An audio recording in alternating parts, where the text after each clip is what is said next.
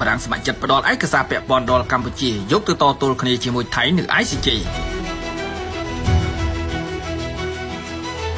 រាជធានីភ្នំពេញពេលដែលរដ្ឋាភិបាលកម្ពុជាចាប់ផ្ដើមរៀបចំឯកសារនិងពាក្យបណ្ដឹងអំពីតំបន់មុំ3និងប្រាសាទចំនួន3ដាក់ទៅតុលាការយុត្តិធម៌អន្តរជាតិ ICJ ដើម្បីតទល់ជាមួយថៃមេដឹកនាំបារាំងសន្យានឹងផ្ដល់ឯកសារពាក់ព័ន្ធដល់ប្រទេសដែលជាភាគីទំនាស់ទាំងពីរ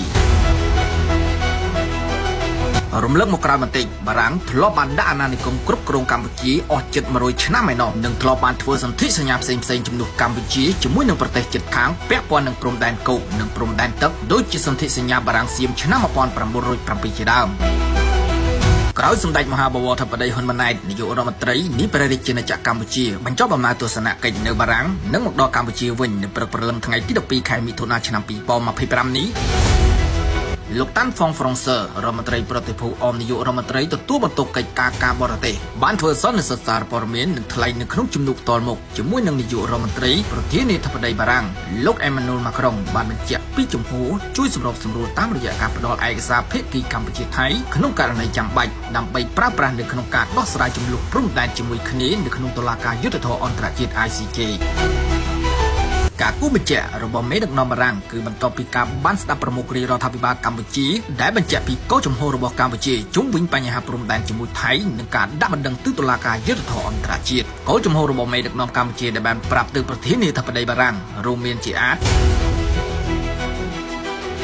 ទី1កម្ពុជានៅតែបន្តរក្សាសន្តិភាពមិត្តភាពនិងកិច្ចសហប្រតិបត្តិការជាមួយថៃទី2កម្ពុជាច្បាស់ណាស់យកករណីតំបន់ប្រាសាទតាម៉ុនធំប្រាសាទតាម៉ុនតូចនិងប្រាសាទតាក្របីនិងតំបន់មុំ3ទៅកាន់តុលាការយុត្តិធម៌អន្តរជាតិ ICJ ទី3កម្ពុជានៅតែបន្តសហការជាមួយថៃដើម្បីជំរុញការងារខណ្ឌសីមានិងការបោះបង្គោលព្រំដែនដែលនៅសេសសល់ដោយប្រើយន្តការដែលមានស្រាប់ដូចជាគណៈកម្មការចម្រុះកិច្ចការព្រំដែន JBC ជាដើមទី4បន្តទំនាក់ទំនងកម្ពុជាថៃតាមរយៈក្រុមយន្តការដែលមានស្រាប់សម្រាប់ជាឧត្តមប្រយោជន៍ប្រទេសទាំងពីរទាំងនេះគឺជាការរៀបរាប់របស់លោកតាន់ហ្វុងហ្វ្រង់សឺទៅកាន់អ្នកសារព័ត៌មាន